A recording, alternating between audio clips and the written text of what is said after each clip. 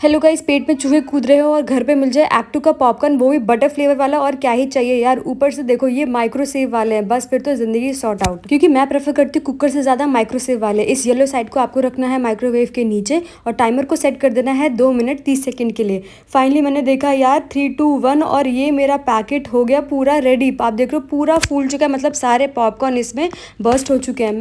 फटाफट मैंने लिया कटर और इसको कर दिया मैंने ओपन, और इसकी खुशबू इतनी ज़बरदस्त थी यार, मज़ा आ गया। पेट तो वैसे ही आधा भर गया। पॉपकॉर्न तो बहुत ज़्यादा डिलीशियस थे यार। अगर आपको मेरी वीडियो अच्छी लग रही है तो do like share and subscribe.